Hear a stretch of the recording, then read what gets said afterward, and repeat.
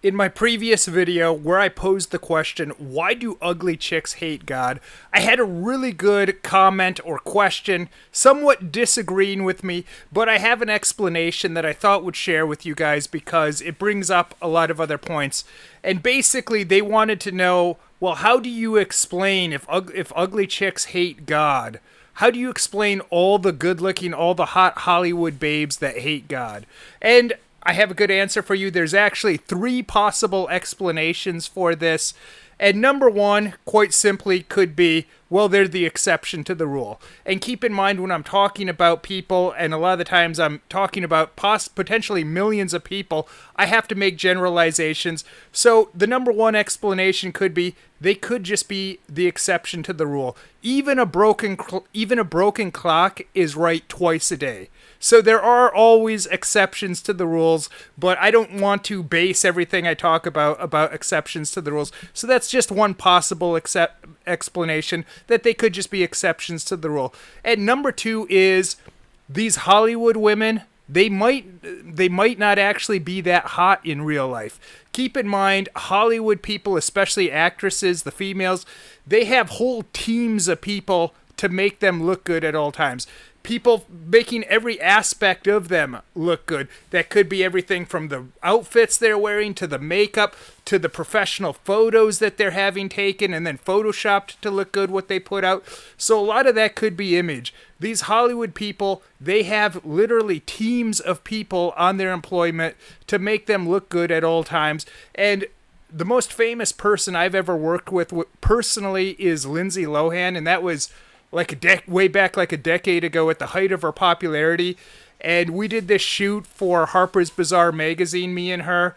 And she had a whole posse of people. And me, like if they wanted to tell me something in regards to the shoot, they would just come talk to me. But to give her explanations of what they're going to do for the next setup, they would have a person to go through. And every time she was only out of her trailer whenever the shoot was actually going to happen. Then as soon as they quit shooting, they'd rush her back in, but she had like a whole literally group of people surrounding her pretty much. She had her own posse. I'm not saying that they were all there to make her look good or look attractive, but these Hollywood types, they all run in posses. They have groups of people. They have their entourage.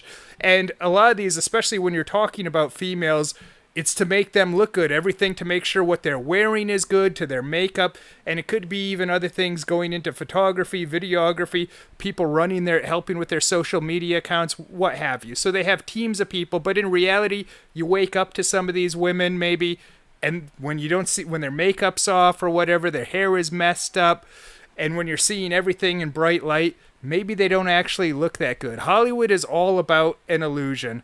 And the number three explanation, and this is by far the most likely explanation, is simply they don't hate God.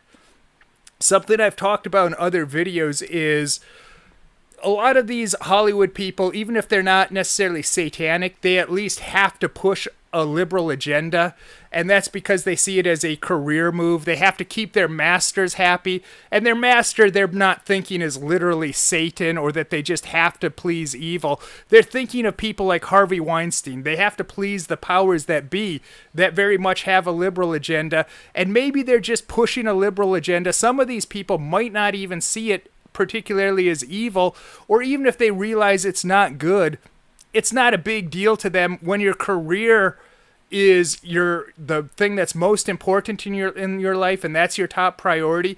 It's a small price to pay. For example, I just saw an article about Taylor Swift saying that, and the article was criticizing her, saying that she only embraced the LGBT agenda when it was to benefit her. And they were critical for that. But I saw a comment on the article that was very true, and it said, everyone in entertainment and the media only embraces an agenda when it's in their best interests to do so. And think of how true that is. Think about if this was the 1940s, the 1950s, how many celebrities were pushing the LGBT thing?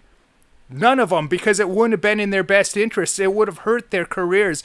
So when they come to Taylor Swift and they say, well, hey, in your new video, we gotta have this something happen or these people represented, to her it's probably not a big deal. It's a small price to pay to keep being a star, to keep being able to do what you love doing. And this is the way it is in many walks of life. I have a brother that's in academia, and we all know who runs academia, and the types of professors they typically hire. But my brother, he's a college professor, and he's even the head of his department. Very smart guy. He's more of a conservative guy, and they have a few professors at this university.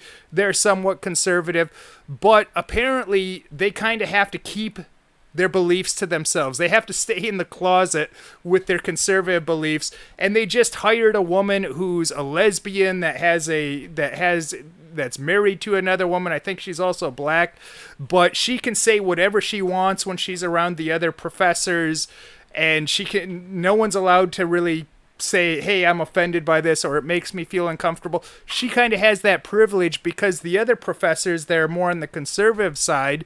There's less of them, and they're afraid to lose their livelihood. You don't want to lose your livelihood, especially if you have a fairly easy job. To become a college professor, it's probably not actually that hard of work, but you have to make a great investment in your time and your money.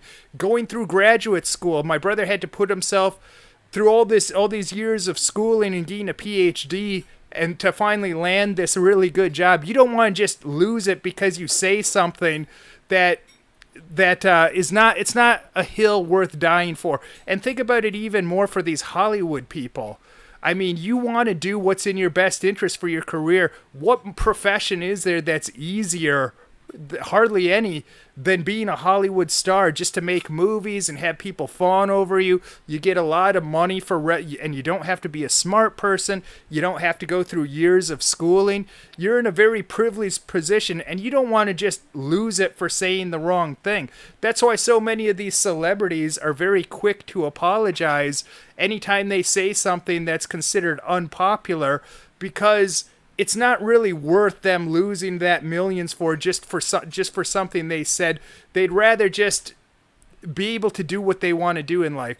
So I think that's the most likely. The three reasons are, it could be that these hot women are exceptions. Number two, it could be that they're actually not that attractive. But number three, they don't actually hate God. And people in Hollywood, they're always saying things that they don't believe.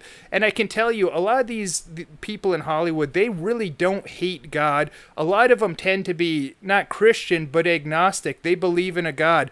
I read an article with some sort of journalist or photographer that covered people in the music industry over the years, and this guy was asked, what's the one quality that all successful people in the music industry share?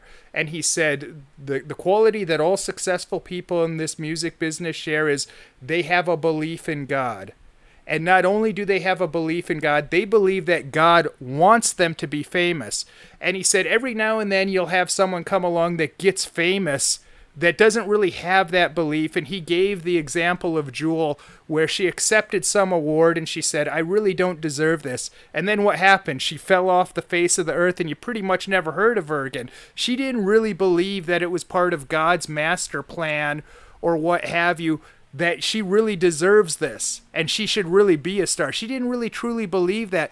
But all these other people, they actually believe in God, and they believe God wants them to be doing this and God wants them to be a star. Now, they might not be Christians, but they have a belief in God and they don't hate God. Now, of course, there are other people in Hollywood and certainly Washington that are literally satanic, but you don't want to confuse someone that's actually into literal Satanism or pure evil for someone that's just pushing a liberal agenda, especially if they're pushing agenda because it's in their best interest to do so for their career and their livelihood. Now, my brother, I mentioned before, he's not pushing a liberal agenda, but they have these people that don't believe it. They kind of have to go along to some extent of at least not saying anything against it. So keep that in mind, these things. I hope this was also another entertaining video for you and also informative. Go ahead, leave a comment, and then be sure to check out my other videos.